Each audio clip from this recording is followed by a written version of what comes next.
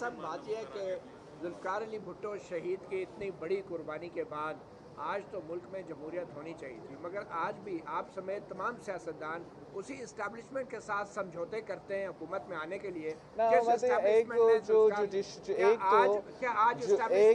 मतीउल्लाह जान साहब, आपका क्या सबूत है कि मैं इस्टेब्लिशमेंट की समझौता कर रहा हूँ?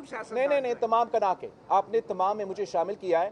आपने इंटरनेशनल मीडिया पे और national media, excuse me, let me make my point, आपने नेशनल मीडिया पे और इंटरनेशनल मीडिया पे एक सबूत दिए बगैर ये इल्जाम मुझ पे लगाया कि मैं सौदा कर रहा हूं। तो अब अदालत में हम खड़े हैं, अगर आपके पास सबूत नहीं है तो वो बताएं, अगर सबूत है तो मुझे बताएं कि कौन सा सबूत है कि मैं सौदा कर रहा हूं।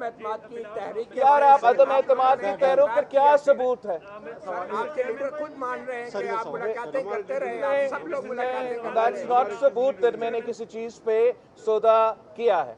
I am sorry. नहीं, आपने मुझे मेरे नहीं मती, ऐसे ही नहीं चलता, ऐसे ही नहीं चलते। जब आप जर्नलिज्म करते हो तो आपको जर्नलिज्म के भी उसूलों को पे खड़े होना चाहिए। अगर कोई मौलाना या कोई और कोई बात करता है तो आप उनसे पूछें। मेरे ऊपर इल्ज़ाम लगाने से पहले आप वो सबूत पेश करें कि अगर मेरा मुलाकात हुआ भी सही तो क्या उस मुलाकात में मैं जमहूरियत और आइन का बात कर रहा था या मैं अपने आप का बात कर रहा था? जब सर वो आपके ऊपर है या मेरे ऊपर है, वो दूसरा सवाल है ना, बस सौदा उसका नहीं बनता है।